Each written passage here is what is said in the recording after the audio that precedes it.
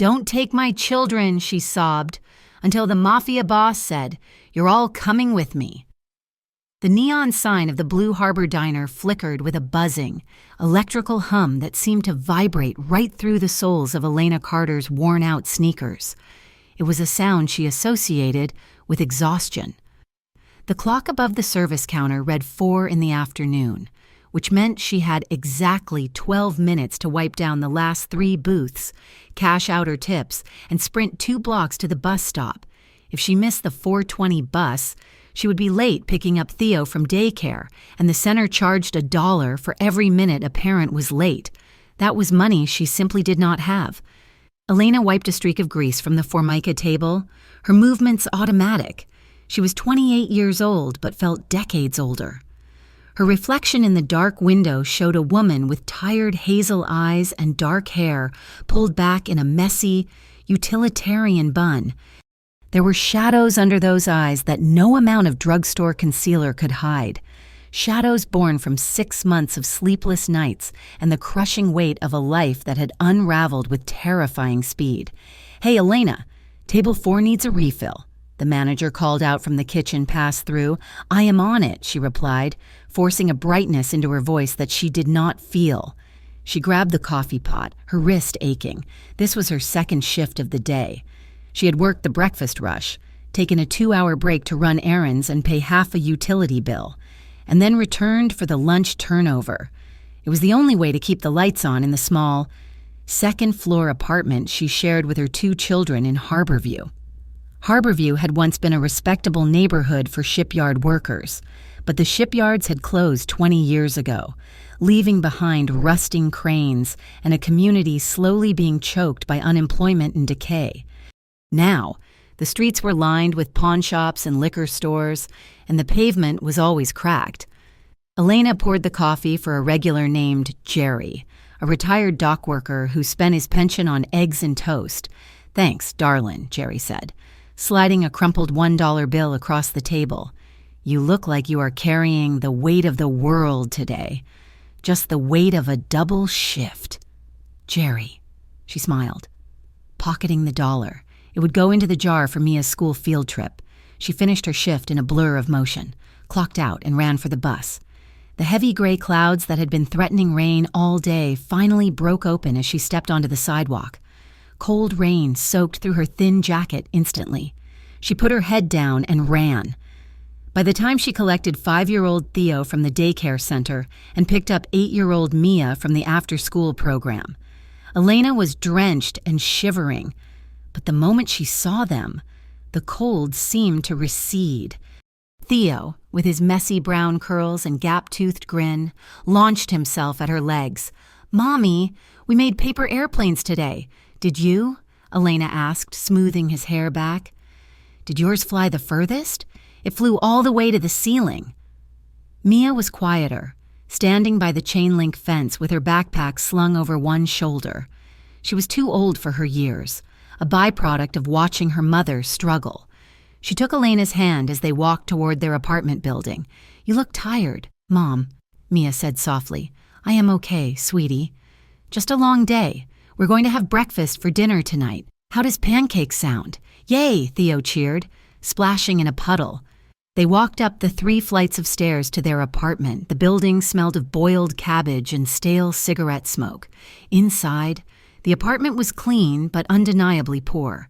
The furniture was a collection of thrift store finds. The couch where Theo slept doubled as a bed because there was only one bedroom, which Elena shared with Mia. The kitchen table was wobbly, propped up by a folded piece of cardboard under one leg. Elena bustled around the kitchen, making the batter for pancakes. As the kids ate, she sat at the table with them, helping Mia with her math homework. 7 + 5 is 12, Mia recited, writing the number down with intense concentration. "That is right," Elena said, stroking her daughter's back. "You are getting so fast at this." After dinner, the routine was a well-oiled machine born of necessity. Bath time, pajamas, stories. Elena tucked Theo into the sofa bed in the living room, pulling the quilt up to his chin. "Mommy, check under the bed for monsters," he whispered. Elena knelt and made a show of checking. No monsters here, baby, just dust bunnies. She kissed his forehead and then went into the bedroom to say goodnight to Mia.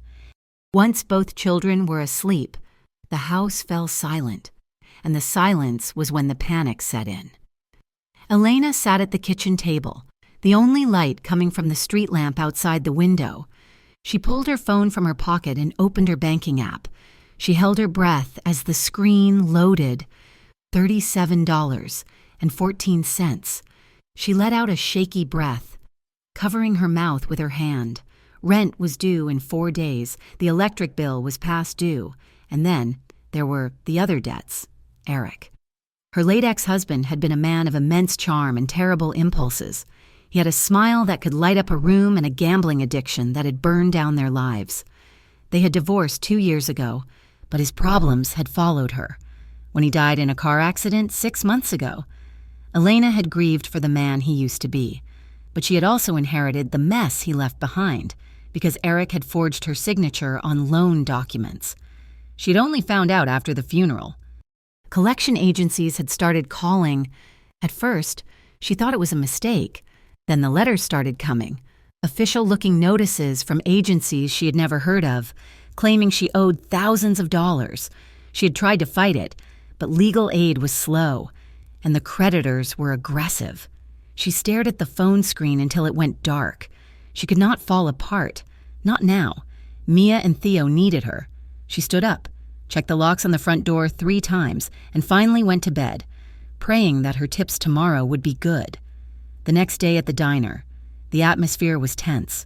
A news report was playing on the television mounted in the corner above the pie display. The volume was low, but the headline was in bold red letters. RICO charges dropped against local businessman due to lack of evidence. On the screen, a man was walking down the steps of the city courthouse. He was surrounded by reporters but ignored them completely. He was tall, with broad shoulders and dark hair that was beginning to gray at the temples. He wore a charcoal suit that probably cost more than Elena made in a year. His face was hard, angular, and completely unreadable. "That is him," Jerry whispered from his usual stool. "Luca Moretti." Elena glanced at the screen as she refilled the sugar dispensers. Who is he? The Moretti family? Jerry looked at her like she had lived under a rock. They run this city. Elena, or at least the parts of it the cops do not touch. Construction, shipping, unions. They say Luca took over when his father passed 5 years ago. He's not like the old man, though the old man was loud. Luca?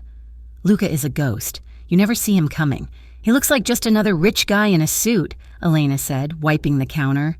That is how they get you, Jerry muttered, dipping his toast into his yolk. The quiet ones are the dangerous ones. Elena didn't think much of it. The world of organized crime felt like something from a movie, a million miles away from her reality of dirty dishes and overdue notices. That evening, just as the dinner rush was starting to thin out, the bell above the diner door jingled. The air in the room seemed to shift, growing heavy and still. 2 men walked in. They were out of place in the Blue Harbor diner. They wore sharp, dark suits and polished leather shoes that clicked on the linoleum floor. One was older, with silver hair and a scar running through his eyebrow. The other was younger, built like a linebacker with a neck as thick as a tree trunk. They did not sit. They stood by the entrance, scanning the room until their eyes landed on Elena. Elena felt a cold prickle of fear run down her spine. She wiped her hands on her apron and walked over, her heart hammering against her ribs. "Can I help you, gentlemen? Table for 2?" The older man looked at her with eyes that were flat and devoid of emotion. "Are you Elena Carter?" Elena gripped her ordering pad tighter. "Who is asking?" "My name is Vincent," the man said smoothly. "This is Marco. We are here on behalf of an associate regarding the outstanding obligations of Eric Carter." The air left Elena's lungs. These were not debt collectors from a bank. Banks did not send men like this. "I told the agency," Elena said, her voice trembling slightly. "I did not sign those papers. Eric forged my name. I am contesting the debt." Vincent did not blink. "This is not a matter for lawyers. Mrs. Carter, this is a private matter. The debts your husband incurred were not with banks. They were with private investors, and those investors are looking to settle the accounts. He reached into his jacket pocket. Marco shifted slightly, his hand moving toward his waist, and Elena flinched. But Vincent only pulled out a heavy, cream-colored business card. He placed it on the nearest table. There was no phone number. Just a logo of a black lion and the words Moretti Enterprises. "We have unfinished business," Vincent said. "We expect to settle things properly. Soon." They turned and walked out of the diner without another word. Elena stared at the card, her blood running cold. Moretti. The name Jerry had whispered that morning. The man on the news.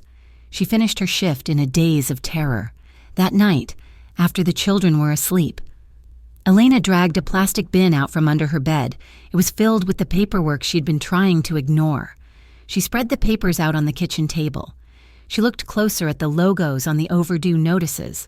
She had assumed they were just obscure collection agencies. Now, looking at them in the dim light, she saw the similarities, the strange stamps, the vague language about collateral. One document, a promissory note with Eric's shaky signature. He had a stamp on the bottom right corner, a black lion. She covered her mouth to stifle a sob. Eric had borrowed money from the Mafia, and now they were coming for her. "Mom?" Elena spun around. Mia was standing in the doorway of the bedroom, rubbing her eyes. She was wearing her faded pink pajamas. "Mia, honey, go back to bed," Elena said, quickly trying to shuffle the papers together to hide them. "Why are you crying?" Mia asked, her voice small and frightened. "Are the bad men coming?" Elena froze. How much had Mia heard? How much did she know? She rushed over and scooped her daughter into a hug, burying her face in Mia's hair. "No, baby, no, nobody is coming. Everything is going to be fine." "Are we going to be okay?" Mia whispered. Elena pulled back and looked into her daughter's eyes. She gripped Mia's shoulders, her hands trembling. "I promise you, Mia, I will never let anyone separate us. I will never let anything happen to you or Theo. Do you hear me?" Mia nodded, but the fear didn't leave her eyes. The next day was Saturday. Elena didn't have to work until the evening shift, but she couldn't relax. She kept the curtains drawn. Every car that passed on the street below made her jump. Around noon, she was in the living room folding laundry while Theo watched cartoons and Mia colored at the table. A car door slammed outside. It was a heavy, solid sound, not like the slamming doors of the rusted sedans that usually parked on their street. Elena moved to the window and peeked through the gap in the curtains. A sleek black SUV was parked directly in front of their building. It looked like a spaceship landed in a junkyard. The neighbors were already out on their stoops, peering through their blinds, watching. Vincent and Marco got out of the car. They looked up, directly at her window. Elena gasped and stumbled back. "Mom?" Mia stood up, dropping her crayon. "Get your shoes on," Elena said, her voice shrill with panic. "Both of you, now! Where are we going?" Theo asked, confused. "Just do it." Elena snapped, and immediately regretted it. "Please. Babies, just put your shoes on." She didn't know where they could run. The apartment had only one exit. The fire escape was rusted shut. There was a heavy knock on the door. Elena grabbed the kids and pulled them behind her. She looked around for a weapon, grabbing a heavy brass lamp from the end table. "Mrs. Carter." Vincent's voice came through the wood. "Open the door. We just want to talk." "Go away," Elena screamed. "I do not have the money. I told you. I do not have it. We are not here for the money today. Mrs. Carter, the boss wants to see you. Open the door, or Marco will open it for you." Elena looked at the flimsy wood of the door. She knew they could break it down in seconds. If they broke it down, the violence would be immediate. If she opened it, maybe she could beg. Maybe she could reason with them. "Stay behind me," she whispered to the children. "Hold on to my shirt and do not let go."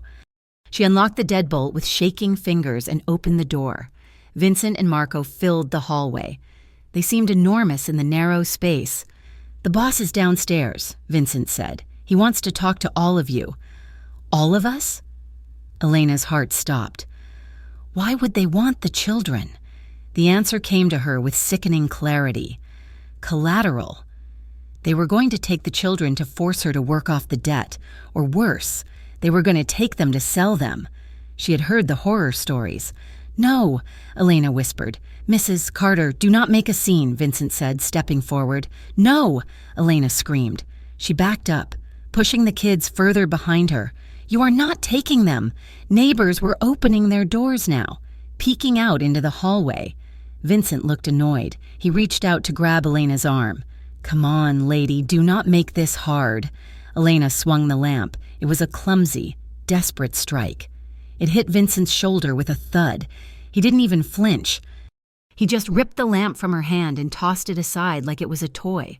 Marco moved in, grabbing Elena by the wrists. "Run! Mia, run!" Elena shrieked, struggling against Marco's grip. But the kids didn't run. They clung to her legs, screaming and crying. "Mommy!" Theo wailed. "Let her go!" Mia yelled, hitting Marco's leg with her small fists. Marco looked down at the girl, not with malice, but with a sort of weary indifference. He pulled Elena toward the stairs, dragging the children along with her. "Please," Elena begged, tears streaming down her face, blinding her. "Please take me. You can do whatever you want with me. Just leave them. Do not take my children." They dragged her down the 3 flights of stairs, a chaotic tangle of limbs and sobbing. They burst out onto the sidewalk. The cold air hit Elena's wet face. "Open the door," Vincent commanded. Marco shoved Elena toward the open back door of the black SUV. "I will pay you," Elena sobbed, falling to her knees on the pavement, clutching Theo and Mia to her chest. "I will work. I will do anything, just please. God, do not take my children." The cries of the children were deafening. The neighbors watched in silence, too afraid to intervene. A second black car, a long sedan, pulled up silently behind the SUV. The rear door opened. A man stepped out. It was him. The man from the news, Luca Moretti. He wore a long black wool coat against the chill. He did not look like a thug. He looked like a king inspecting his domain. He stood on the sidewalk, his hands in his pockets, watching the scene with an expression of intense stillness. Vincent and Marco immediately stepped back, releasing their grip on Elena. The silence that fell over the street was sudden and heavy. Elena remained on her knees, her arms wrapped so tightly around her children that her knuckles were white. She looked up at Luca Moretti through her tears, trembling violently. She saw a man who looked nothing like Eric. Eric had been soft edges and shifting eyes. This man was made of granite and steel. He looked at the sobbing children. He looked at Elena's terrified face, at her thrift store clothes, at the fierce, desperate way she shielded her offspring. He took 2 slow steps forward. "Please," Elena whispered, her voice broken and hoarse. "They are just babies. Please." Luca Moretti crouched down. He was now at eye level with her. Up close, his eyes were a startlingly dark brown, almost black. He smelled of expensive cologne and rain. He did not reach for a weapon. He did not reach for her. He simply watched her for a long moment, as if he were solving a complex equation in his head. Then he spoke. His voice was deep, calm, and vibrated with an authority that brooked no argument. "You have got this wrong." Elena blinked, her breath hitching in her chest. "I am not taking them away," he said, his eyes locking onto hers. He stood up to his full height and looked at Vincent and Marco, then back down at her. "You are all coming with me." The rain had turned from a drizzle into a heavy, freezing downpour that slicked the pavement of Harborview black. Elena stood shivering on the sidewalk, her arms forming a desperate cage around Mia and Theo. The words Luca Moretti had spoken hung in the air between them, heavier than the thunder rolling in the distance. "You are all coming with me." It was not a question. It was a statement of fact, delivered with the calm assurance of a man who was used to the world bending to his will. But Elena was not part of his world. She was a mother, backed into a corner, and the primal instinct to protect her children overrode the fear of the man standing before her. "No," she said, her voice shaking but loud enough to cut through the sound of the rain. "I am not going anywhere with you. I do not know you. I do not know what business you had with Eric, but my children have nothing to do with it." Luca did not move. He did not signal his men to grab her.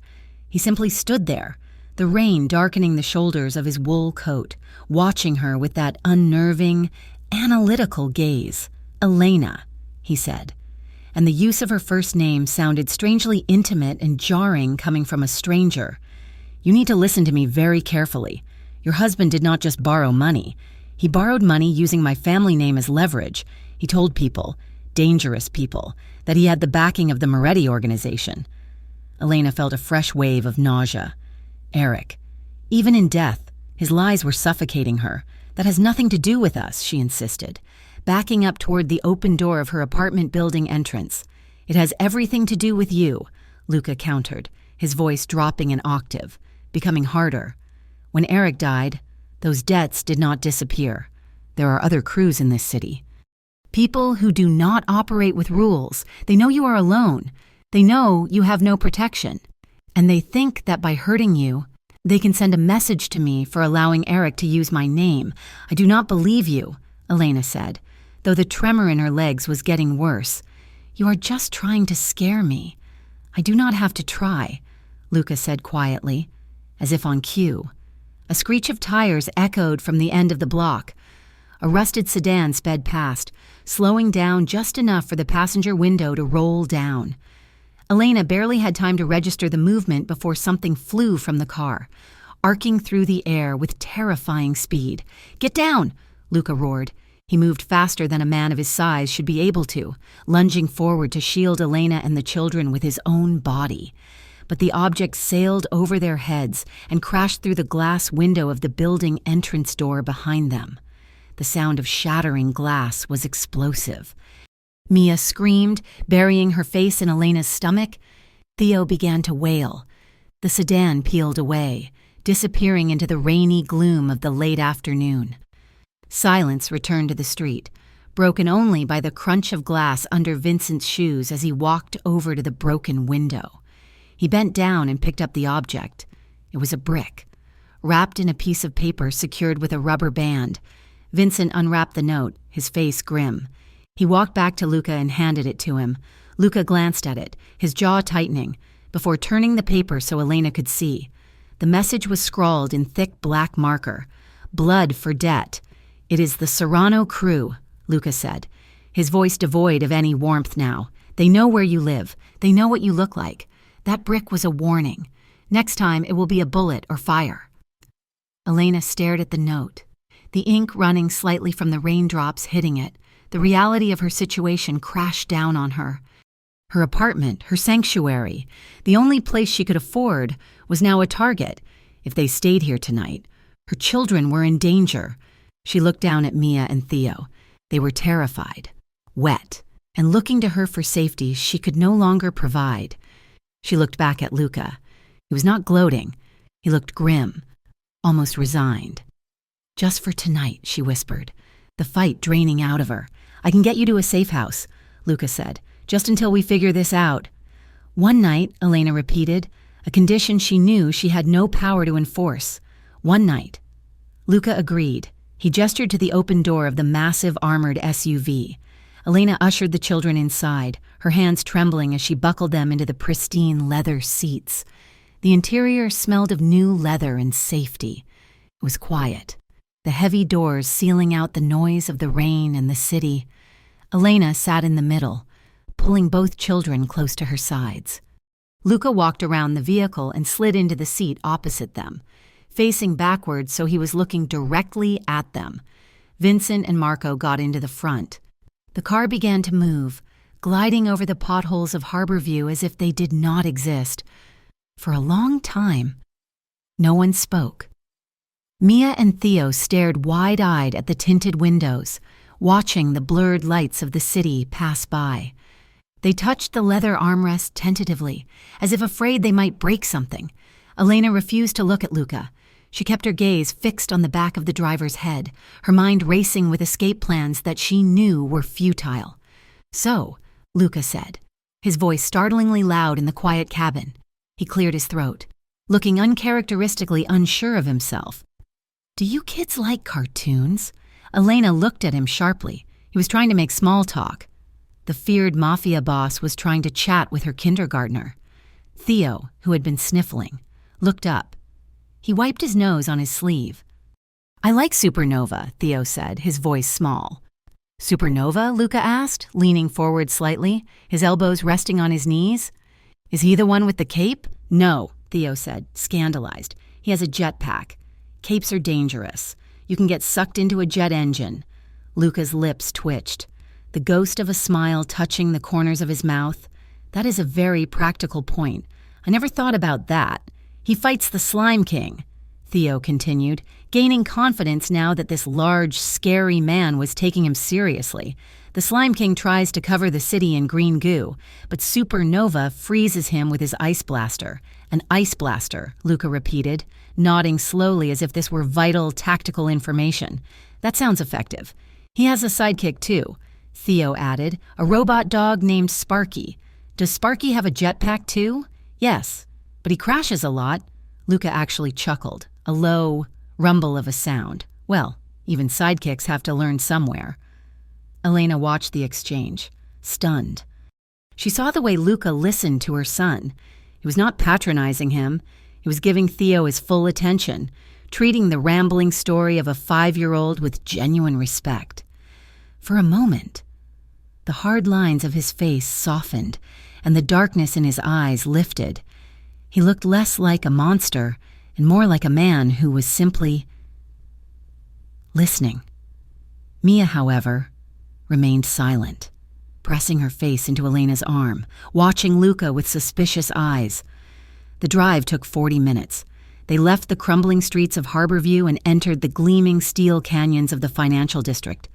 The SUV turned into a private underground garage, passing through 2 security checkpoints before coming to a halt. "We are here," Luca said. They took a private elevator up 60 floors. When the doors opened, Elena actually gasped. The penthouse was not an apartment. It was a fortress of glass and marble suspended in the sky. The entire far wall was a floor-to-ceiling window overlooking the glittering skyline of the city. The floors were polished stone that reflected the recessed lighting. The furniture was sleek, modern, and looked like it had never been sat on. It was beautiful, and it made Elena feel instantly crushing inadequate. She looked down at her own clothes. Her jeans were faded and fraying at the hem. Her sneakers were gray with age, the laces fraying. Her jacket was a cheap polyester blend she had bought at a discount store 3 years ago. Beside the pristine, stark luxury of Luca's world, she felt dirty. She felt like a stain on his perfect floor. She pulled the children closer, trying to make herself smaller. "Welcome home," Luca said, then winced slightly at his own choice of words. "I mean, welcome. You will be safe here."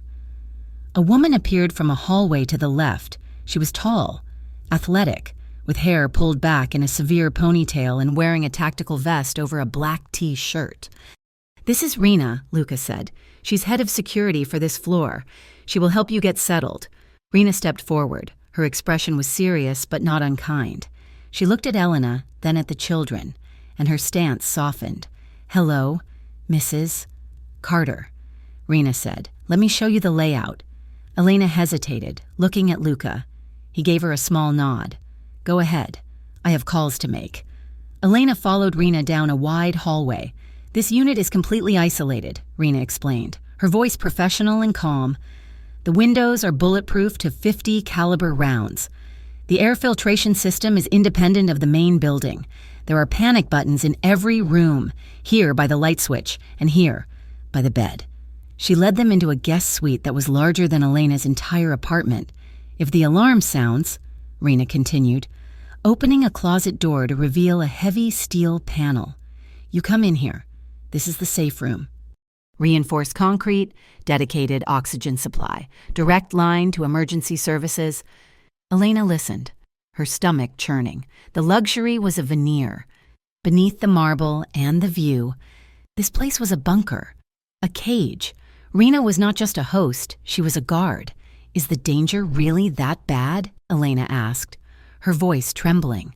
Rena looked at her, her eyes clear and honest. "Yes, ma'am, it is. But inside these walls, you are the safest people in the city. Mister?" Moretti does not take chances with his guests. Elena felt like a prisoner.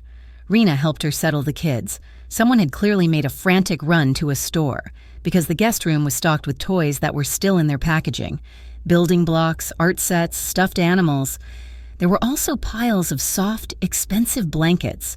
Mia and Theo, exhausted by the trauma of the day, fell asleep quickly. Elena sat with them until their breathing leveled out, stroking Theo's hair and holding Mia's hand. When she finally stood up, the digital clock on the bedside table read 11 at night. The silence in the penthouse was absolute. Elena walked out of the bedroom and down the hall toward the kitchen. She needed water. She needed to clear the fog of fear in her head.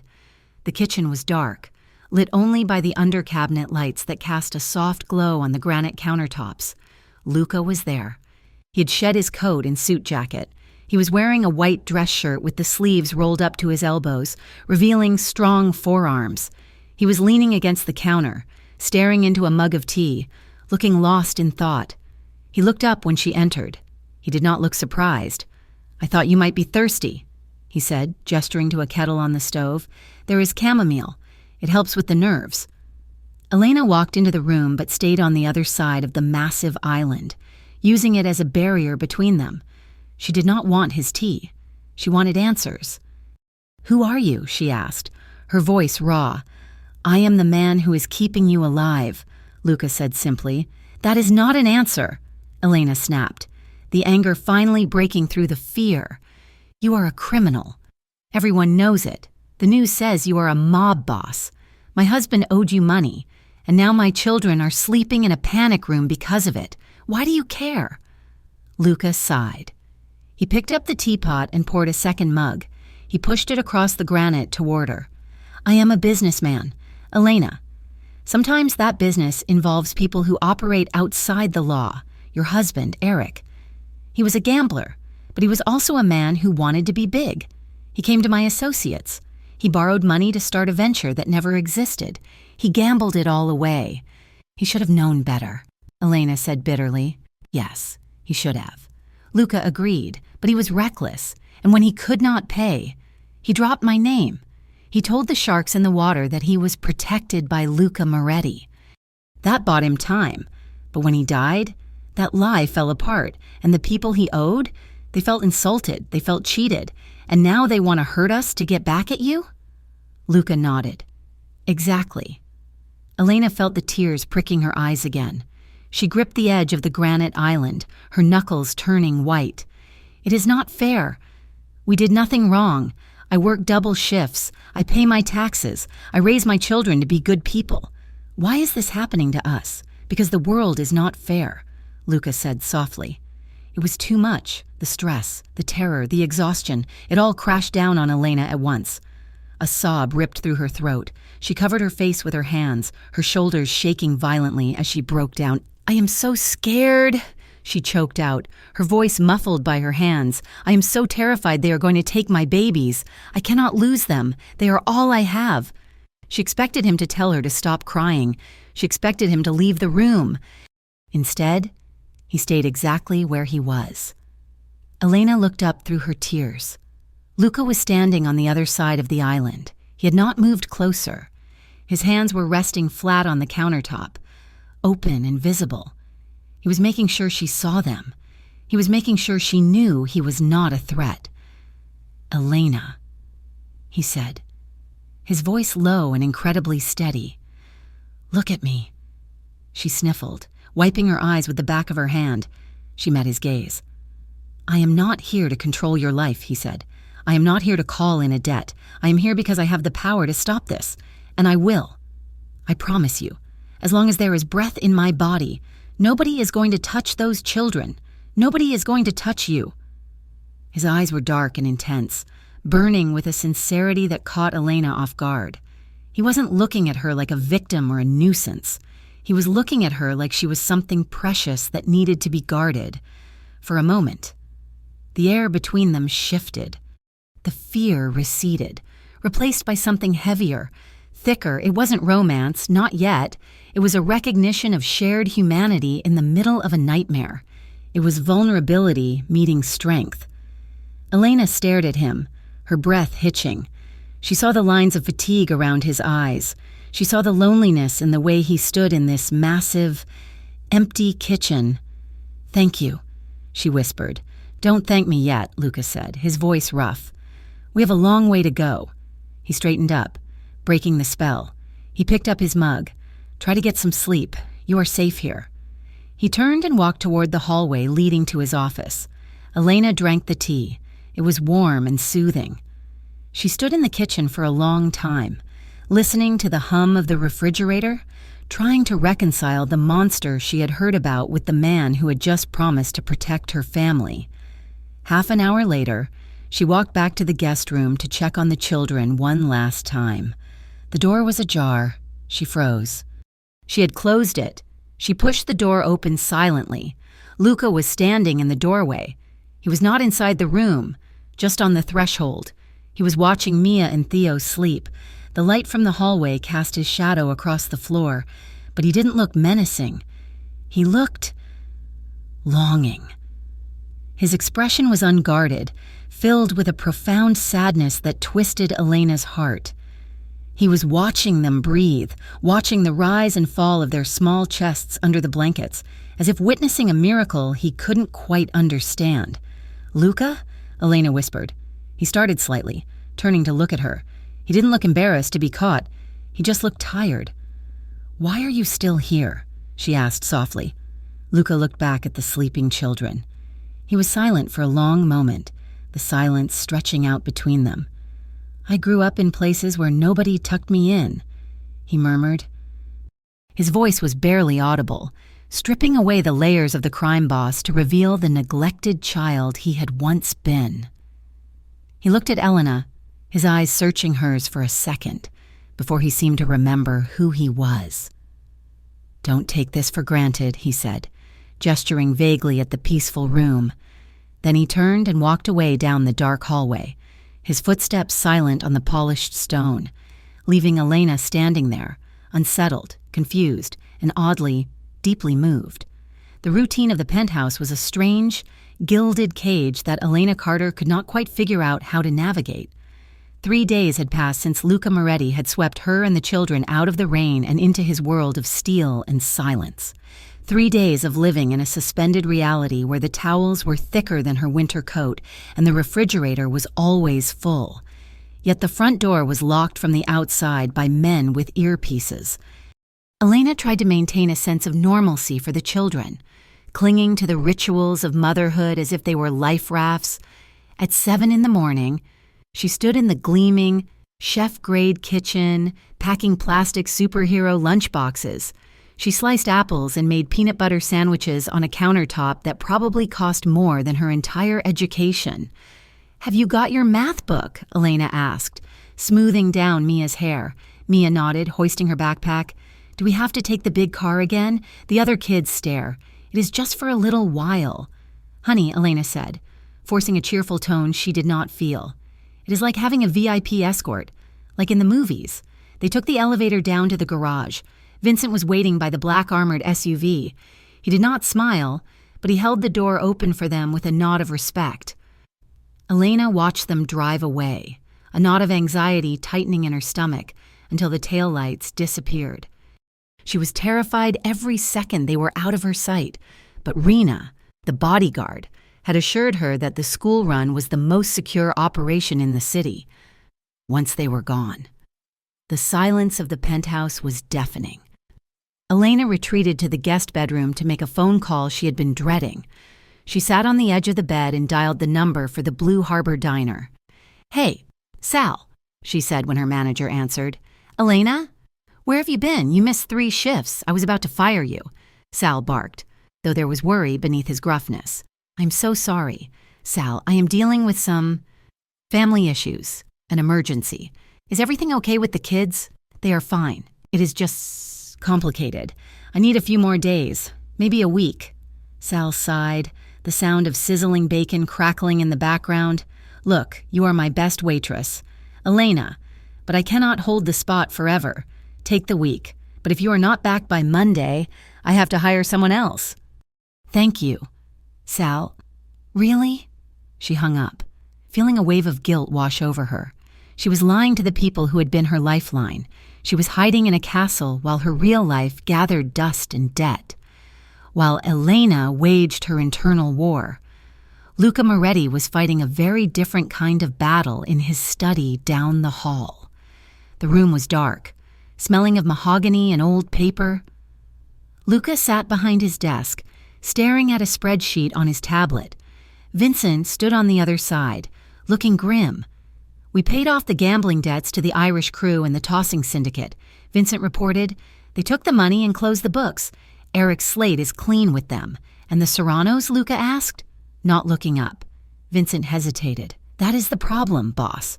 We sent the courier with the payment for what Eric owed them. They sent it back." Luca looked up, his eyes narrowing. "They refused the money? They said the debt is not about money anymore. It is about principle. They know you have the girl and the kids. They know you stepped in. They think you are soft. Luca, they think that because you are protecting a civilian family, you have lost your edge. They want the woman. They see her as leverage to force you into a concession on the waterfront territory." Luca slammed his hand onto the desk, the sound echoing like a gunshot. "They do not touch her." Luca growled, his voice low and dangerous. "They are going to push," Vincent warned. "They are going to test the perimeter." "Let them push," Luca said, standing up and walking to the window to look out at the gray city below. "If the Serranos want a war because I paid off a dead man's debt, then I will give them a war. But Elena and those children stay off the board. Make sure the school detail is doubled. I want eyes on every corner." "Yes, boss." Vincent left, leaving Luca alone with his reflection in the glass. He was tired. He had spent 10 years building a reputation as a ghost, a man who did business quietly, without the flashy violence of his father. Now, because he couldn't walk away from a crying woman in the rain, he was inviting a storm. He didn't regret it. That was the thing that terrified him the most. He didn't regret it at all. Later that afternoon, the atmosphere in the penthouse shifted. The tension of the day seemed to melt away with the setting sun. Elena was in the kitchen, staring at the complex array of appliances. She had decided to cook dinner. It was the one thing she could do to pay her way, to feel like she wasn't just a charity case. She had found chicken, fresh basil, and tomatoes in the refrigerator, but she couldn't figure out how to turn on the induction stove. "Stupid spaceship stove," she muttered, poking at the sleek black glass surface. "Need some help?" She jumped. Luca was standing in the doorway. He had abandoned his suit jacket and tie, his shirt unbuttoned at the collar. He looked less like a mob boss and more like a man coming home from a long day at the office. "I cannot figure out how to turn this on," Elena admitted, flustered. "I just wanted to make something simple." "Chicken parmesan." Luca smiled, a genuine expression that transformed his face. He walked over. "It is tricky. You have to hold the sensor for 3 seconds. He reached past her to press the control panel. The kitchen island was huge, but the space between the stove and the prep area was narrow. As he reached, his chest brushed against her shoulder. Elena froze, acutely aware of the heat radiating from him, the scent of sandalwood and starch. They bumped into each other as he pulled back, her hip knocking against his thigh. "Oh, I am sorry," Elena gasped, stepping back. "My fault." Luca laughed, a warm, rusty sound. "I am not used to sharing this kitchen. I usually just eat standing over the sink like a bachelor." "You? Eating over the sink?" Elena laughed, the tension breaking. "I pictured you eating 5-course meals served by a butler with white gloves." Luca grabbed a knife and began chopping the garlic she had set aside. His movements were precise and practiced. "My mother taught me to cook before she died. She said a man who cannot feed himself is useless." They fell into a rhythm. It was domestic and strange and surprisingly comfortable. Elena breaded the chicken while Luca handled the sauce. The silence that fell between them wasn't heavy anymore. It was companionable. At one point, Elena reached for the flour just as Luca reached for the salt. Their hands brushed. They both pulled back, then reached again, laughing awkwardly. Here, let me, Lucas said. He grabbed the flower, but he was looking at her, not the bag. He paused, his eyes fixing on her face. You have got a little... Right there, he said, pointing to her cheek. Elena went to wipe it with the back of her hand. Did I get it? No, you just made it worse. He chuckled softly. He reached out. Elena stopped breathing. Luca's thumb brushed against her cheekbone, gentle as a feather. He wiped away the streak of white flour. His skin was rough, calloused, a stark contrast to the gentleness of his touch. His hand didn't pull away immediately.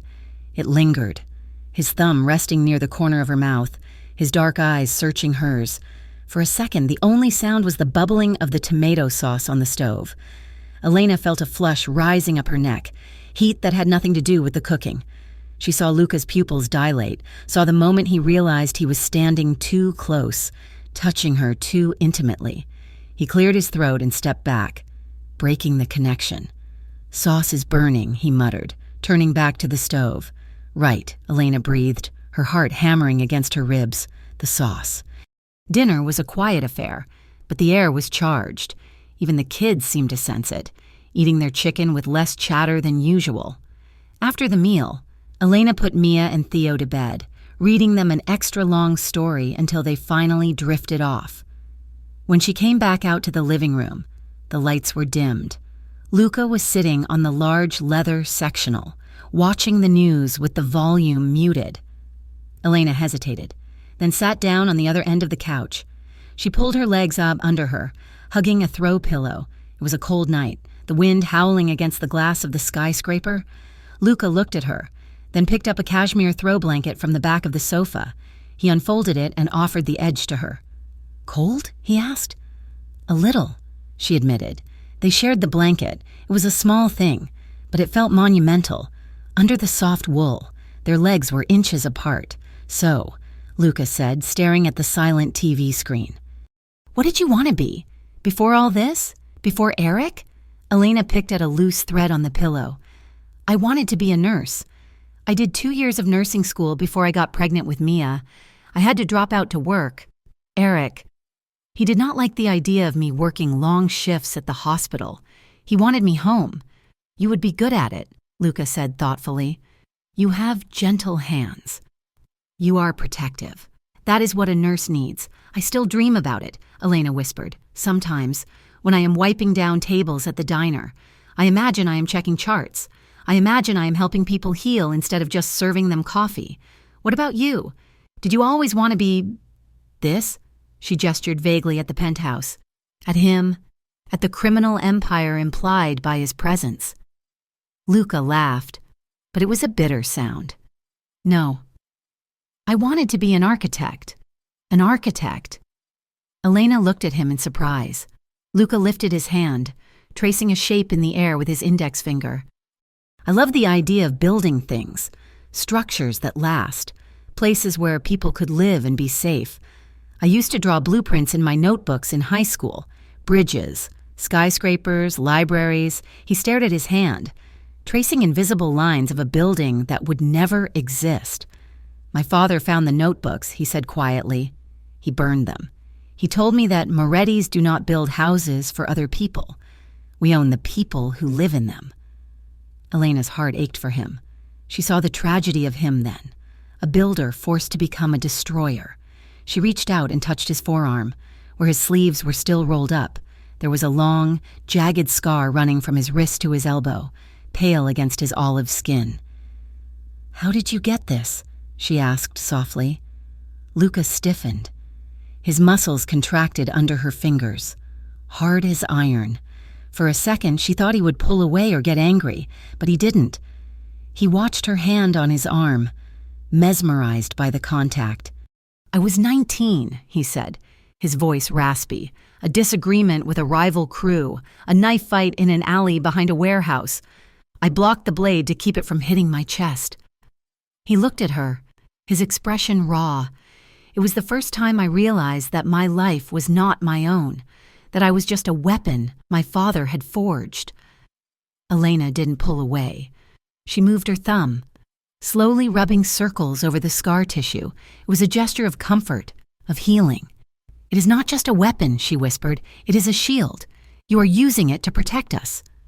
Luca turned his body toward her. The movement was slow, deliberate. The distance between them on the couch seemed to vanish. He looked at her mouth, then up to her eyes. The hunger in his gaze was terrifying and exhilarating all at once. "Elena," he breathed. He leaned in. Elena didn't retreat. She didn't turn away. She found herself leaning forward to meet him, drawn by a gravity she couldn't explain. Their lips met. It wasn't a devouring kiss. It was tentative, soft. A question asked and answered in the dark. Luca's lips were warm and firm, moving against hers with a hesitation that betrayed how unsure he was. He kissed her as if he expected her to shatter. Elena let out a shaky breath, her eyes fluttering shut. She moved her hand from his arm up to his jaw, the stubble scratching her palm pleasantly. She felt the heavy beat of his pulse under her fingertips. Luca groaned low in his throat, a sound of surrender. He deepened the kiss, pressing firmer. His hand came up to cup the back of her head, his fingers tangling in her hair, while his other hand slid slowly, respectfully, up her back, tracing the line of her spine through her thin shirt. The kiss grew heavier. Filled with the pent-up fear and adrenaline of the last few days, it tasted of tea and longing. It was the collision of two lonely people finding an anchor in the storm. They broke apart, chests heaving, breathing the same air. Their foreheads rested against each other. Elena pulled back slightly, her eyes wide. She stammered. "I am scared." "Of me?" Luca asked, his voice rough with emotion. "No," she whispered. "I am scared of needing you. I am scared that if I get used to this, to you, it will destroy me when you leave, or when I have to leave." Luca reached out and tucked a strand of hair behind her ear. His hand lingered on her cheek. "I am not going anywhere, Elena, and I promise you this. I will never push you. Everything that happens between us, it is on your terms. You are in control. You say stop, and the world stops." Elena nodded, leaning her face into his palm. She believed him, for the first time in years. She felt like she was with a man who actually saw her, not just what she could give him. She opened her mouth to speak, to tell him that she didn't want him to stop. When the heavy oak door of the living room burst open, Rena stood in the doorway. She was out of breath, her face pale, holding a tablet in her hand. The lights of the hallway spilled into the dim room, shattering the intimacy like a hammer through glass. "Boss," Rena said urgently. Luca pulled away from Elena instantly, the softness vanishing from his face. The mask of the dawn slammed back into place. "What is it?" he demanded, standing up. "You need to see this," Rena said, walking over and handing him the tablet. "It was sent to us by the security detail at the school." Elena stood up, a cold dread replacing the warmth of the kiss. "What is it?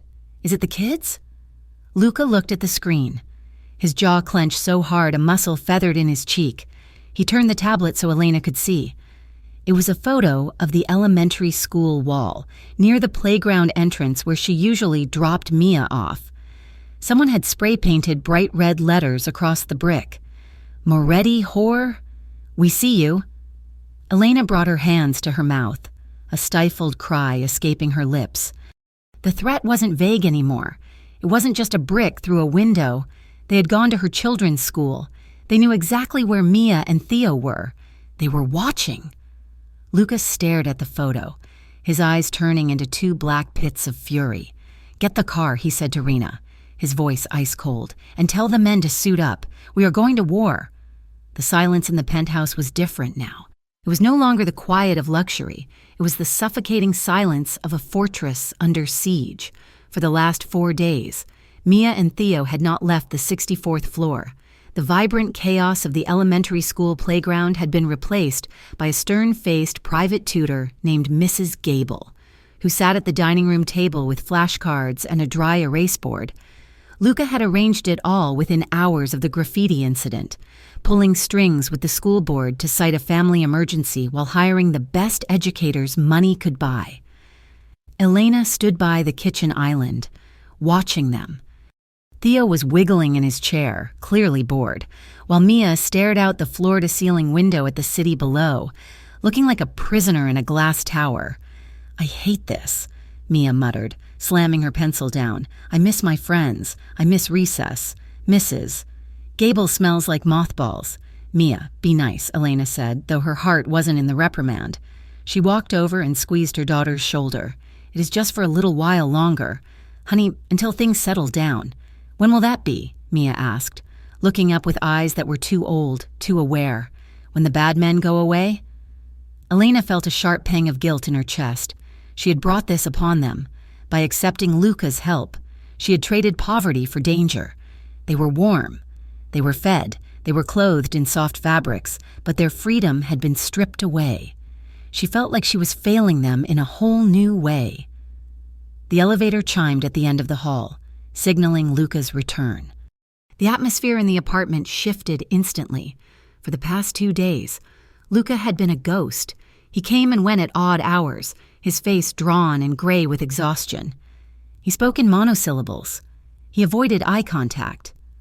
Elena wiped her hands on a dish towel and walked out to the foyer to meet him. Luca walked in, followed closely by Vincent. Both men looked tense. Luca's suit jacket was draped over his arm, his tie loosened. He didn't even look at her. "Vincent, sweep the hall again," Luca said, his voice clipped and cold, "and check the ventilation ducts in the east wing." Again. "Boss?" Vincent asked. "We swept it 4 hours ago." "Do it again," Luca snapped. He walked past Elena as if she were part of the furniture. "Luca," Elena said, stepping into his path. "Not now." "Elena," he muttered, sidestepping her without breaking stride. "I have work to do." He disappeared into his office and slammed the heavy oak door. The sound echoed through the penthouse, making Theo jump in the dining room. Elena stood there, staring at the closed door. The rejection stung, but the fear was worse. Something had happened. The tension radiating off him was thick enough to choke on. She turned to Vincent, who was pulling a strange-looking electronic wand from his jacket pocket. "What is going on?" "Vincent?" Elena asked. "Why is he like this?" Vincent hesitated, looking toward the office door, then back at Elena. He lowered his voice. "We found a bug. Mrs. Carter, a bug, like a cockroach." Vincent shook his head grimly. "A listening device. It was planted inside the sconce light in the hallway just outside the front door." Elena's blood ran cold. "That means someone got past the perimeter," Vincent said, his voice dropping to a whisper. "Or it means someone on the inside put it there. The boss is... he's not taking it well. If we cannot trust the walls, we cannot trust anyone." He turned and walked away to start his sweep, the electronic wand emitting a low, rhythmic beep. Elena felt a surge of indignation rise up through her fear. Someone inside. Betrayal. And Luca's response was to shut down, to lock himself in a room and shoulder the burden alone while she paced the floors. Terrified and ignorant, she was done being a passenger in her own life. She marched down the hallway to the office. She didn't knock. She grabbed the handle and shoved the door open. Luca was standing by the window, staring out at the darkening skyline. He held a tumbler of amber liquid in one hand, his knuckles white around the glass. He didn't turn around. "I said not now." "Elena," he said, his voice low and dangerous. "I do not care what you said," Elena retorted, slamming the door shut behind her. She locked it. The click of the lock made Luca turn. His eyes were dark, rimmed with red fatigue. He looked like a man who hadn't slept in a week. "You cannot just shut me out, Luca," she said, her voice shaking with a mixture of anger and adrenaline. "I live here. My children are in the next room. If there are listening devices in the hallway, I have a right to know." "Vincent has a big mouth," Luca growled. "Vincent treats me like a human being." Elena fired back. "You treat me like a piece of luggage. You move us here. You pull the kids out of school. You surround us with guards, and then you walk right past me like I do not exist. I am not just something you are protecting. Luca, I am a person. I am doing this to keep you alive." Luca roared. The sudden volume made Elena flinch, but she stood her ground. "Then talk to me," she yelled back. "Tell me what is happening. Do not let me imagine the worst. When you go silent, I think you are dead. I think they are coming through the door. I need to know what we are up against. You do not want to know." Luca said, walking around his desk, his movements agitated. You think you do, but you do not. You want to know that the Serranos are paying off my own men? You want to know that I have to look at every face in my organization and wonder if they are selling me out for a paycheck? You want to know that the only reason you are still breathing is because I haven't slept in 3 days? He was close to her now, towering over her, his anger radiating off him in waves. Yes, Elena shouted, looking up at him, tears of frustration stinging her eyes. Yes, I want to know that, because that is my life now. You dragged me into this. Luca, you said we were in this together, but you are deciding everything alone. I am deciding everything because if I make one mistake, you die, Luca shouted, his voice cracking. He stopped, breathing hard. The silence that followed was heavy, filled with the echo of his words. Elena looked at him, really looked at him. She saw past the anger. She saw the terror in his eyes. He wasn't shutting her out because he was arrogant. He was shutting her out because he was terrified of failing her. Her anger drained away, leaving only a raw, aching vulnerability. I am not asking you to be perfect, Luca, she whispered, the tears finally spilling over her lashes. I am just asking you not to leave me alone in this. I can handle the truth. I cannot handle the silence. Luca stared at her. He watched the tears track down her cheeks. His expression crumbled. The hard lines of the dawn dissolved, revealing the desperate man beneath. He let out a ragged breath and set his glass down on the desk with a trembling hand. He crossed the remaining distance between them slowly. He didn't reach for her immediately. He stopped inches away, giving her space to retreat, space to run from his anger and his violence. But Elena didn't move. She held her ground, looking up at him with wet, fierce eyes. I am sorry, he rasped. I am drowning. Elena. Then let me help you swim, she whispered. Luca made a broken sound in his throat. He reached out, his hands hovering for a split second before they cupped her face. His palms were warm, rough, and desperate. He lowered his head. Elena rose to meet him. This time, there was no hesitation. This time, it wasn't a question. It was a collision. Luca kissed her with a hunger that stole the breath from her lungs. It was a kiss born of fear and adrenaline and days of suppressed longing. His mouth moved over hers urgently, demanding and giving in equal measure. Elena made a soft sound and gripped the lapels of his shirt, pulling him closer. She needed to feel the solidity of him. She needed to know he was real. Luca groaned against her lips. His arms went around her, pulling her body flush against his. The contact was electric, through the layers of their clothes. She could feel the heat of him, the hardness of his chest, the tension in his thighs. He walked her backward until her back hit the edge of the heavy oak desk. He didn't lift her onto it. He just pinned her there with his body, creating a cocoon where the outside world couldn't reach them. His hands slid down her sides, his fingers digging into her waist, grounding her. He broke the kiss to bury his face in the crook of her neck, inhaling sharply. You are all I think about, he murmured against her skin, his voice rough. Every time I walk out that door, I am terrified it is the last time I will see you. It drives me crazy. Elena tipped her head back, exposing her throat to him. Then stay, she whispered. Stay right here. He kissed the sensitive spot below her ear, sending shivers racing down her spine. His hands moved lower, resting on her hips, pulling her tighter against him. He pulled back just enough to look at her. His eyes were blown wide, dark with desire but lucid. He was searching her face, checking, making sure. Elena? He asked, his voice thick. He waited. His hands were still on her waist, heavy and possessive, but he didn't move further. He waited for her signal. Elena looked at him, this dangerous, broken man who treated her like she was made of glass. She felt a surge of emotion so strong it frightened her. She felt safe, for the first time in years, in the arms of a mafia boss. She felt completely, utterly safe. She nodded. Yes, she breathed. Luca let out a shuddering breath. He leaned in again, and the kiss deepened, becoming slow and rhythmic. It wasn't about lust anymore. It was about relief.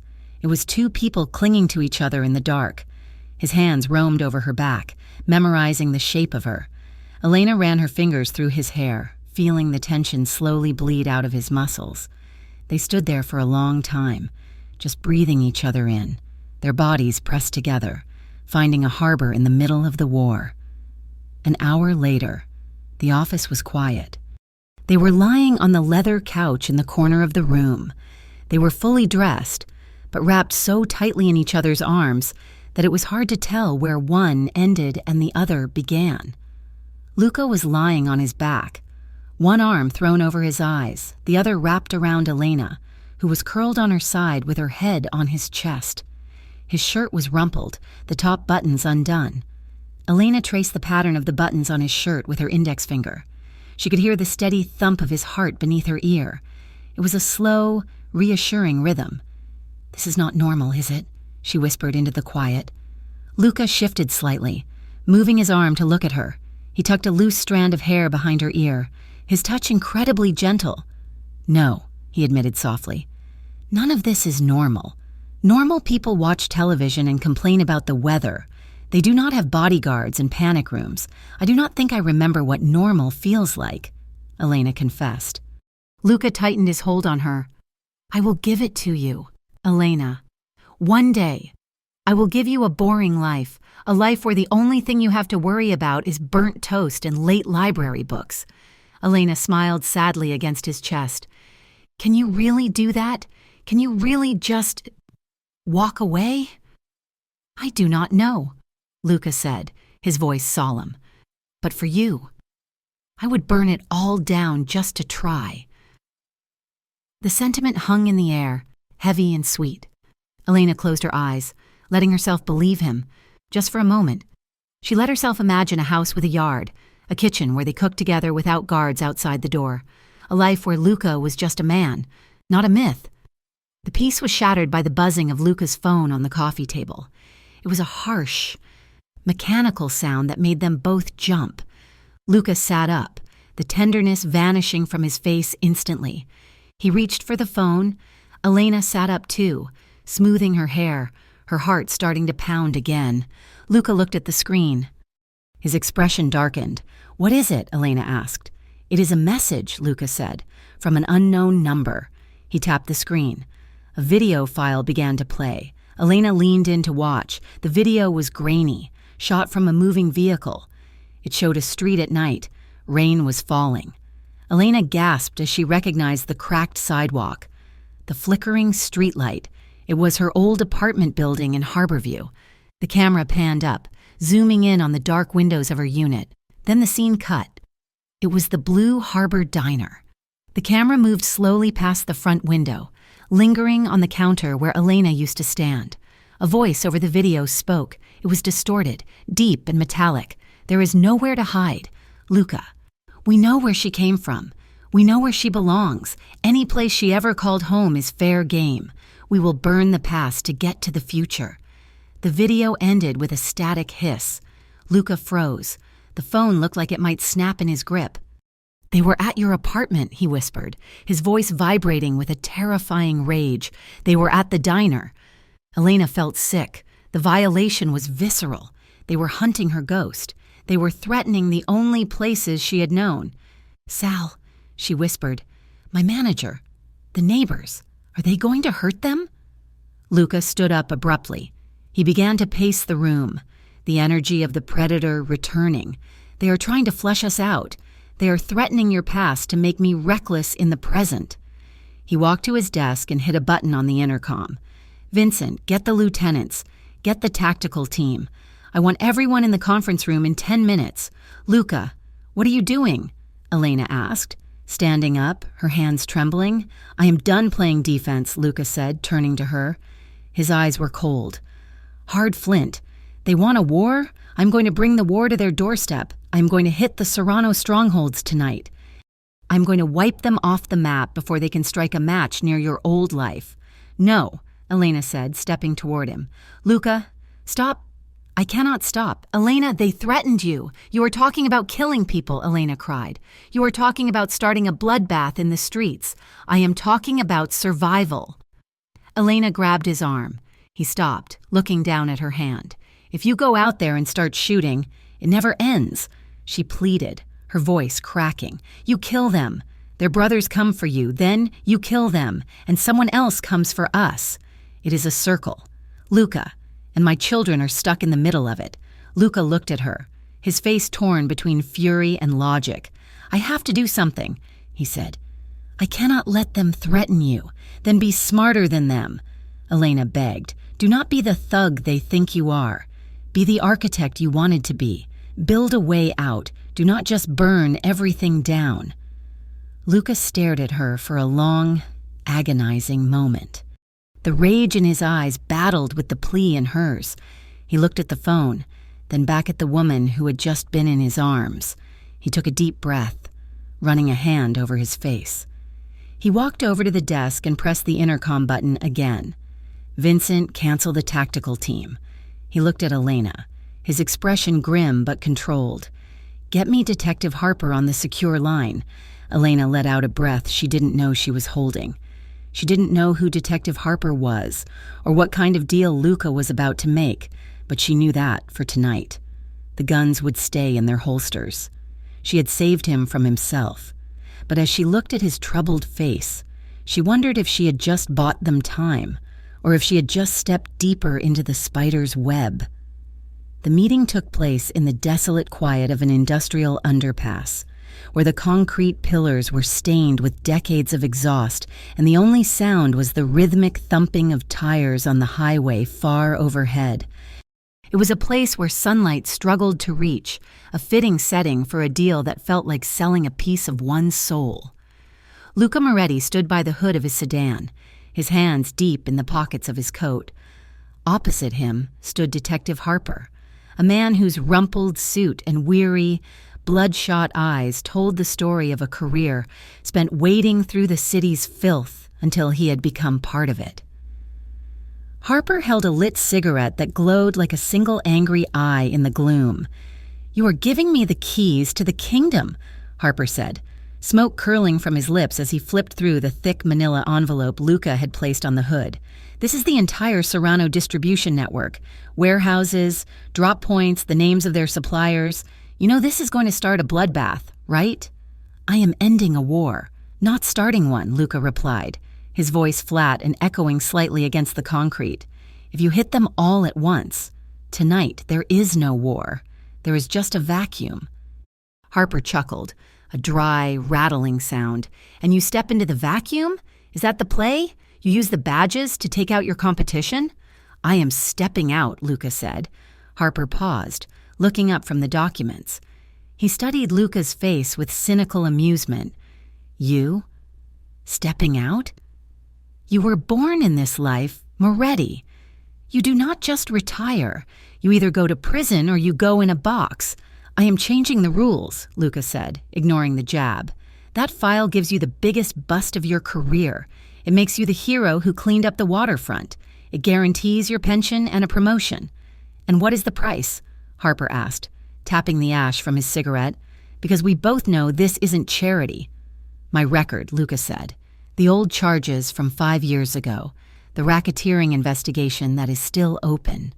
It goes away. And more importantly, the names Elena Carter, Mia Carter, and Theo Carter never appear on a single police report. Not as witnesses, not as victims, not as associates. They do not exist in your system. Harper whistled low. You are doing all this for a waitress?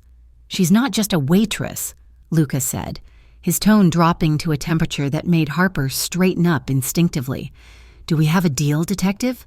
Harper crushed the cigarette under his heel. He tucked the folder under his arm. Yeah, we have a deal. I will set up the raid for 2 days from now. But Luca, if this intel is bad, if I kick down these doors and find empty rooms, I am coming for you, and I will not be alone. The intel is good, Luca said, turning back to his car. Just make sure you hold up your end if her name leaks, if the press gets wind of her. There is no place on earth you will be able to hide from me. Luca drove back to the city in silence, the weight of the betrayal sitting heavy in his gut. He had just sold out men he had known for years. Criminals, yes, but men who operated by a code. He had broken the oldest rule of the street, never talk to the cops. But as the skyline of the city came into view, glittering and cold, he thought of Theo showing him a drawing of a robot dog, and the guilt receded, replaced by a fierce, desperate resolve. Back at the penthouse, the atmosphere was thick with a tension that no amount of luxury could disguise. It was late. Past 2 in the morning, the children were long asleep, and the expansive living room was dark, save for the blue ambient light of the aquarium in the wall. Elena was not asleep. She was standing on the balcony. The glass door slid open just enough to let the biting wind whip around her. She wore a thin robe over her pajamas, her arms wrapped tightly around her chest as if she were trying to hold herself together physically. She was staring out at the grid of lights below, shivering, but she did not seem to notice the cold. She felt dirty. She had overheard enough of Luca's phone calls, seen enough of the grim nods between him and Vincent to know that her safety was being bought with illicit deals. She was a woman who had always played by the rules, paid her taxes, returned extra change to cashiers, taught her children that honesty was the only policy. Now, she was living in a fortress paid for by crime, protected by men who carried guns, relying on a corrupt system to keep her babies breathing. The sliding door opened further behind her. She did not turn. A moment later, a heavy warmth settled over her shoulders. Luca's suit jacket, smelling of leather, rain, and him. "You will catch a chill out here," Luca said quietly. Elena pulled the jacket tighter around herself, burying her nose in the collar for a second before she could stop herself. It was instinct. He was safety. And that terrified her more than the danger. "I cannot sleep," she admitted, her voice barely audible over the wind. "I keep closing my eyes and seeing that brick coming through the window. I keep seeing the graffiti on the school wall. It is almost over," Luca said. He moved to stand beside her, leaning his forearms on the railing. 2 days. After that, the threat will be gone. "And then what?" Elena asked, turning to look at his profile, the sharp jawline, the dark stubble, the weary eyes that watched the horizon like a sentry. "What happens when the Serranos are gone? Is there just another crew, another debt, another reason to hide?" "I am working on it," Luca said. "I know you are trying. Luca, I do. But I feel like I'm standing on quicksand. I am terrified of this life. But—" She hesitated, her voice catching. "But what?" Luca asked, turning his head to look at her. "But I am more terrified of what happens if you are not in it," she whispered. The admission hung in the cold air between them. Elena looked down at her hands, gripping the railing. "I am scared of loving someone who might not live long enough to grow old," she confessed, the words rushing out. "Every time you leave this apartment, I wonder if I will get a phone call. I wonder if I will have to explain to Theo why his friend is never coming back. I cannot survive that. Luca, I have already buried a husband. I cannot bury you too." Luca stared at her, his expression shattering. He moved behind her, wrapping his arms around her waist, pulling her back against his chest. It was not a controlling gesture. It was an anchor. He rested his chin near her temple, his breath warm against her ear. "I am scared too," he murmured, his voice vibrating through her back. "You?" Elena let out a shaky laugh. "The man who stares down gunmen? I am not afraid of dying, Elena. I never have been. I am afraid of what I become when I am alone, before you, before the kids. I was just a machine. I woke up. I expanded the territory. I went to sleep. I was cold. I am afraid that if I lose this, if I lose you, I will turn back into that thing. And I do not want to be him anymore." He turned her in his arms so she was facing him. His hands settled on her waist, firm and possessive. The city lights reflected in his dark eyes, making them look like liquid obsidian. "Make me better, Elena," he whispered. "Keep me human." Elena looked up at him, her heart aching with a mixture of sorrow and overwhelming love. She saw the boy who wanted to be an architect, trapped inside the armor of the dawn. She reached up, her fingers threading through the hair at the nape of his neck. "I cannot fix you, Luca," she said softly, "but I can stay. That is all I need." She rose on her tiptoes, and he came down to meet her. This kiss was different. It lacked the frantic, adrenaline-fueled desperation of their encounter in the office. This was slow, it was deep, it was a conversation without words. Luca's lips moved against hers with a tenderness that belied the violence of his world. He kissed her like he had all the time in the universe, savoring the taste of her, the warmth of her breath, the way she softened against him. His large hands moved up to cradle her face, his thumbs stroking her cheekbones, holding her as if she were the only solid thing in a disintegrating world. Elena sighed into his mouth, her body melting into his. The cold wind whipped around them, but in the circle of his arms, she felt a profound, unshakable heat. It was a kiss of commitment, a promise sealed on a balcony high above the sleeping city, while Luca and Elena found a fragile peace in the sky. The ground beneath them was shifting. Detective Harper sat in his unmarked car, parked 3 blocks away from a Serrano social club. He looked at the phone in his hand, debating. He had the intel. He could make the bust. He could be the hero. But heroes retired on pensions.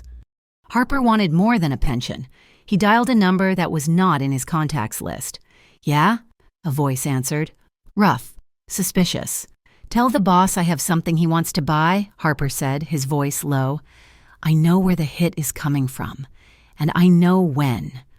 Across the city, inside the very building where Luca held Elena, a man named Enzo sat in the security control room of the penthouse. He was one of Luca's oldest lieutenants, a man who had eaten at Luca's table and sworn loyalty on his father's grave. Enzo watched the monitors. He saw the grainy black and white footage of Luca and Elena on the balcony. He saw the way Luca held her. He saw the weakness. He picked up his burner phone and typed a message. "He is distracted. The guard is down. The raid is planned for Friday. Be ready." Enzo hit send, his face impassive in the glow of the screens. He told himself it wasn't betrayal, it was survival. Luca had gone soft, and in this world, soft things got crushed. 2 nights later, the penthouse smelled of pepperoni and melted cheese. It was a deliberate attempt at normalcy. Luca had ordered pizza, 5 boxes of it, and the living room coffee table was covered in napkins and soda cans. On the massive television, a colorful cartoon was playing, the cheerful music at odds with the tension that tightened the corners of Luca's eyes. "Look! Luca!" Theo shouted, pointing a slice of pizza at the screen. "The robot dog is flying. I see that, buddy," Luca said, forcing a smile. "That is some serious altitude." Luca was sitting on the floor with his back against the sofa, his long legs stretched out. Elena sat on the cushion behind him, her hand absent-mindedly resting on his shoulder. To an outsider, it looked like a perfect domestic tableau, but Elena could feel the tension radiating off him. His shoulder muscles were hard as rock under her hand. Every time the elevator chimed, even if it was just the wind, his head snapped toward the hallway. His eyes were constantly darting to the windows, scanning the shadows of the neighboring skyscrapers as if expecting a sniper in every window. He was there, eating pizza, laughing at the right moments, but he wasn't really there. He was strategizing. He was calculating angles of entry. He was waiting for the hammer to drop. It was exhausting just watching him. After the movie ended, Elena ushered the children to bed. It took longer than usual. They were wired from the sugar and the disruption of their routine. When she finally tucked them in and turned out the light, she returned to the living room to find Luca standing in the center of the room, staring at the front door. He looked like a statue. "Luca?" Elena said. He blinked, turning to her. "Are they down?" "Yes, they are asleep." "Good." He turned to walk toward his office, but Elena moved to block his path. "Stop," she said. Luca paused, looking weary. "Elena, I have to check the perimeter reports." "You checked them 10 minutes ago," she said. "And 10 minutes before that, you are vibrating with stress. Luca, you are scaring me. I am just being careful." "You are not being careful. You are waiting for a bomb to go off." Elena crossed her arms, her expression stern but her eyes filled with worry. "I cannot do this. Luca, I cannot raise my children in a war zone. Look at us. We are eating pizza in a multi-million-dollar panic room. This isn't a life. It is holding your breath and waiting to die. Luca ran a hand through his hair, messing up the dark strands. I know it is hard. It is not just hard, it is impossible. Elena took a step closer. If you cannot find a way out of this, a real way out, not just a temporary fix, then I have to leave. I have to take them and go somewhere where nobody knows your name, even if it means being poor again, even if it means being alone. I cannot let them grow up watching you check the windows for shooters. The threat hit Luca like a physical blow. He looked at her, and she saw the genuine panic in his eyes. Not panic for his life, but panic at the thought of her leaving. He reached out and took both of her hands, sandwiching them between his own. His grip was tight, desperate. "Do not leave," he pleaded, his voice raspy. "Please, I am doing it. I swear to you. Elena, I am doing it." "Doing what?" "I am liquidating," he said, the words rushing out in a whisper. "I started the process yesterday. I am selling the shipping interests. I am closing the construction fronts. I am moving the money into clean accounts. Trusts for Mia and Theo. Accounts for you." Elena's eyes widened. She knew enough to know that you didn't just walk away from the mafia. You didn't just sell off the empire without consequences. "Luca," she breathed, "if the other families find out you are selling, they will try to kill me." "Yes." Luca finished for her. "That is why I have to be careful. That is why I am so on edge.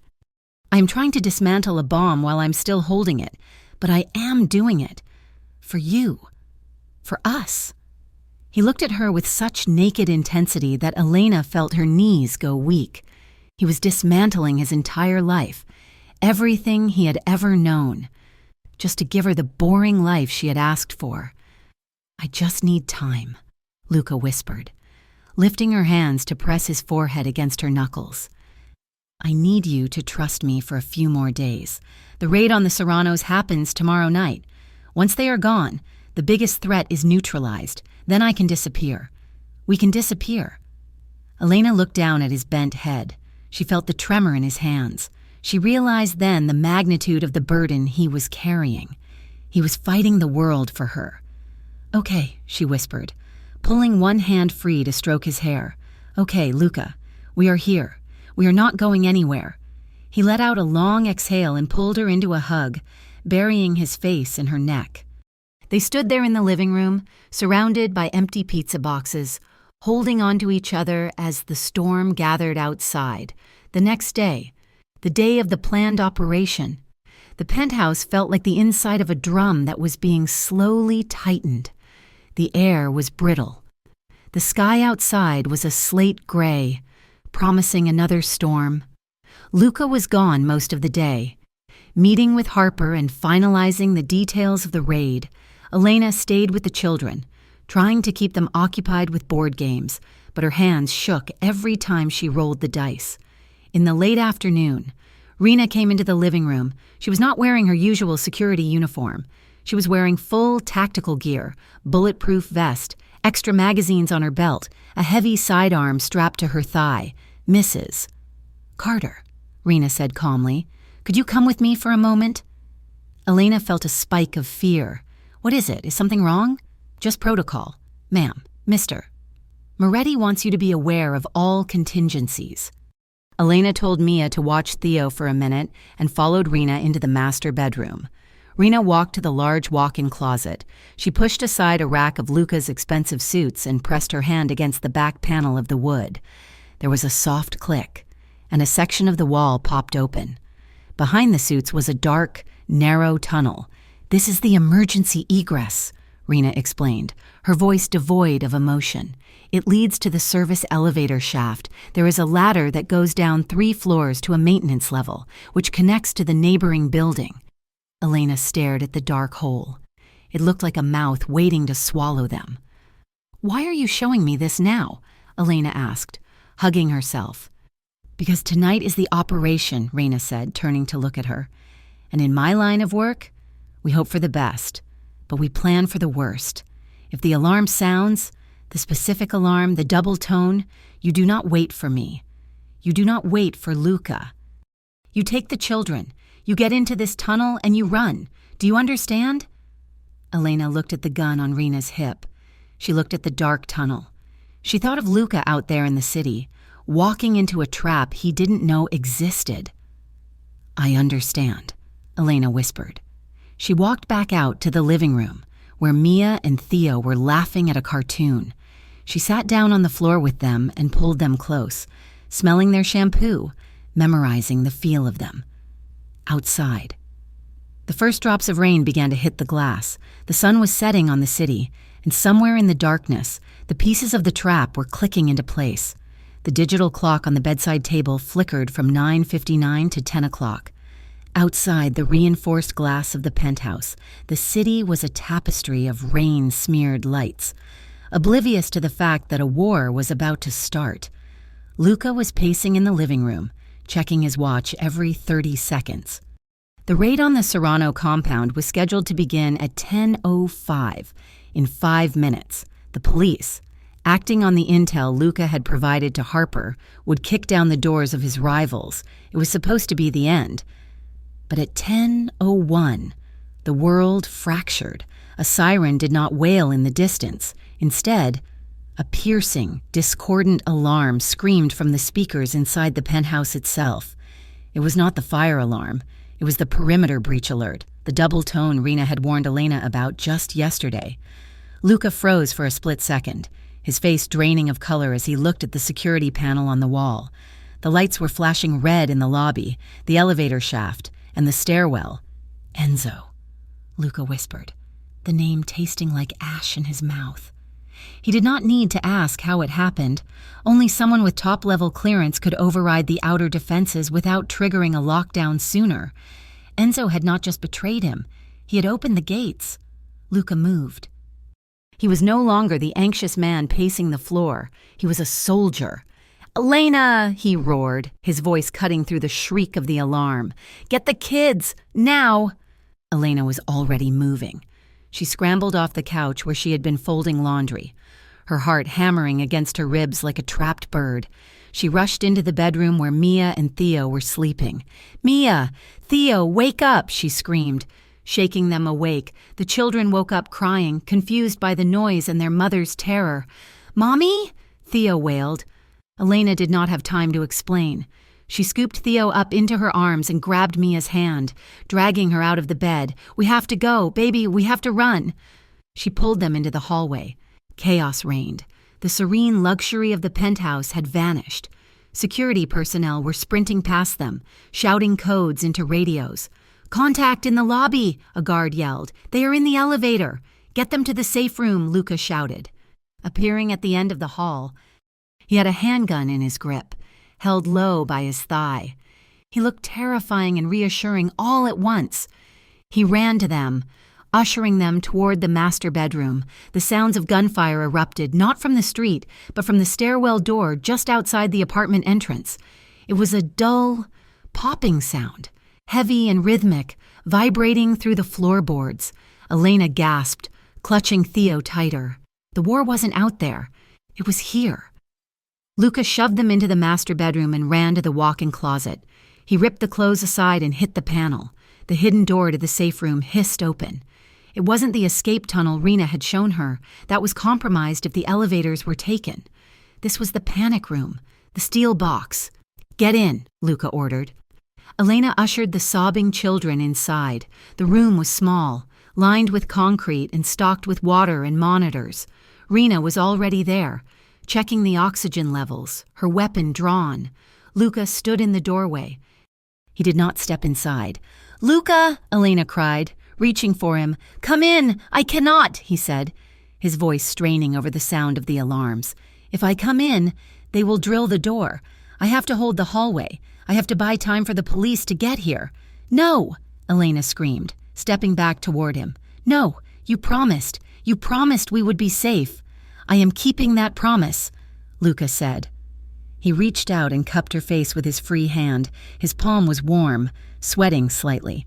He looked into her eyes with an intensity that stopped her breath. He was memorizing her. "Listen to me, Elena," he said, his eyes boring into hers. "No matter what you hear out there, no matter what sounds come through these walls, you do not open this door. Do you understand? You do not open it until I come for you, or until Rena gives you the all clear. I am not leaving you out there to die," Elena sobbed, gripping his wrist. Luca smiled, a sad, heartbreaking expression. "I never expected to find a home in someone else's arms," he whispered, his thumb stroking her cheekbone. "You gave me that. You gave me a reason to be something other than this." He leaned in, and Elena met him halfway. She pulled him into a fierce, desperate kiss. It was not gentle. It was a collision of fear and love, a plea and a goodbye wrapped into one. She kissed him with everything she had, tasting the salt of her own tears and the metallic tang of adrenaline on his skin. She poured all her love into him, trying to give him enough strength to survive the fire he was walking into. They broke apart, breathless. "If I get through this," Luca vowed, his forehead resting against hers for a long, heavy beat. "I am done. I am done with the life that made me a target. I choose you." He kissed her once more, hard on the mouth, then shoved her gently backward. "Lock it," he commanded Rena. Rena hit the button. The heavy steel door slid shut, sealing with a final, airtight thud. The last thing Elena saw was Luca turning away, raising his weapon and walking back toward the chaos, inside the safe room. The sound of the alarm was muffled to a dull thrum, but the silence was worse. Elena sank to the floor, pulling Mia and Theo into her lap. They were shaking violently. "Is Luca going to die?" Mia asked, her voice small and trembling. "No," Elena said, though she didn't know if it was true. "No. He is Superman. Remember? He has the ice blaster." She rocked them back and forth, humming a tune she couldn't remember the name of. Outside the heavy steel walls, the battle for their lives was raging. Elena could feel it more than she could hear it. Dull thuds reverberated through the floor. A heavy vibration that felt like an explosion shook the shelving unit, knocking a bottle of water to the floor. Elena squeezed her eyes shut, in the darkness of her mind. She tried to block out the violence. She forced herself to remember the good moments. She thought of Luca standing in the kitchen, flour on his cheek, laughing as he failed to flip a pancake. She thought of him sitting at the dining table, helping Mia with her multiplication tables, his large hand patiently guiding her pencil. She thought of him falling asleep on the couch with Theo on his chest, the rise and fall of their breathing perfectly synchronized. Please. She prayed to a God she hadn't spoken to in years. Please let him keep that promise. Please do not let my children lose another father figure. Time lost all meaning in the box. It could have been 10 minutes or 10 hours. The vibrations eventually stopped. The distant thuds ceased. The silence that followed was heavy and terrifying. Then, the interior phone on the wall buzzed. Rena snatched it up. "Status?" Rena barked. She listened for a moment, her shoulders sagging in relief. Understood. She hung up and looked at Elena. Her face was grim but calm. "It is clear. Harper is here." Rena hit the release button. The steel door hissed open. The smell hit Elena first. Acrid smoke, burnt drywall, the metallic scent of blood. She stumbled out into the bedroom. It was a wreck. The mirror was shattered. There were holes in the plaster. She ran into the hallway. The beautiful penthouse was a ruin. The vase in the foyer was shards on the floor. Smoke hung in the air like a gray fog. "Luca?" she called out, her voice cracking. She turned the corner into the living room. He was there. Luca was leaning against the wall near the window, sliding down slowly until he was sitting on the floor. His suit jacket was gone. His white shirt was stained red at the shoulder, and he was gripping his left arm. But his eyes were open. He was breathing. Luca. Elena sprinted across the room, sliding on her knees to get to him. She reached for him, terrified to touch him and cause more pain. "I am okay," he wheezed, managing a weak grin. "Just a scratch. It is not a scratch." Elena cried, looking at the blood soaking his sleeve. She tore the hem of her shirt and pressed it against the wound. Luca hissed in pain but leaned his head back against the wall, looking at her with overwhelming relief. "You stayed in the room," he said. "Good girl." "You idiot." Elena sobbed, laughing through her tears. "You are alive." Detective Harper walked into the room then. He was wearing a Kevlar vest over his rumpled suit. He looked around the destroyed apartment, then down at Luca. "You cut it close." "Moretti," Harper said. "Did you get them?" Luca asked, his voice gritty. "We got them," Harper confirmed. "We hit the Serrano compound at the same time they hit you, caught them with their pants down, and we caught the guys in your lobby, including Enzo. He's in cuffs downstairs." Luca closed his eyes for a second. Enzo, the brother he had chosen. Harper squatted down, looking at Luca. "Here is the situation. Luca, you survived. The Serranos are done. But this?" Harper gestured to the bullet holes in the walls. "This is a war zone. I cannot sweep this under the rug. I have bodies in the lobby. I have a district attorney who wants heads on pikes. So what happens now?" Elena asked, her voice fierce as she shielded Luca with her body. Harper looked at her, then back at Luca. "I can make the self-defense plea stick for tonight," Harper said. "But the rest of it, the racketeering, the past, it is going to catch up to you. Unless what?" Luca asked. "Unless you turn state's evidence." Harper said, "You give me the testimony. You sign the affidavits. You dismantle your own network. Piece by piece. You help us bury the rest of the corruption in this city. And if I do, I can get you a deal," Harper said. "You do some time. Not life. Maybe 3 years. Maybe 4. In a minimum security facility, we put you in protective custody. When you get out, you are clean. You are a civilian." "And the family?" Harper looked at Elena and the terrified children peeking out from the hallway. "They get relocation, new identities if they want them, or they stay here under protection until you get out. But the slate gets wiped clean." Luca looked at Harper. Then he looked at Elena. "Prison," Luca whispered. Elena looked at the man she loved. She looked at the blood on his shirt. She thought about the last few weeks, the fear, the hiding, the constant looking over their shoulders. She took Luca's hand. His fingers were stained with soot and blood. "Take it," she said. Luca looked at her in shock. "Elena, it is prison. I would be locked away. I would miss 3 years of their lives. 3 years is better than a lifetime of looking for the exit," Elena said, her voice steady and strong. 3 years is a price we can pay. If you take this deal, you come out a free man, a real free man. No more debts, no more enemies, no more wars." She squeezed his hand. "I do not need a perfect man, Luca. I do not need a powerful man. I just need a man who will choose us over the power, choose the family." Luca looked at her.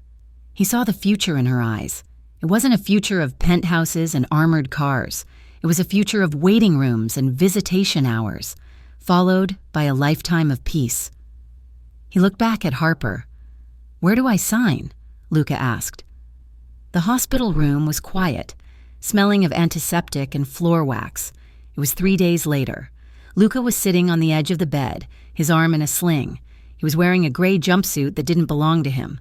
A uniformed officer stood outside the door. Elena sat in the chair next to him.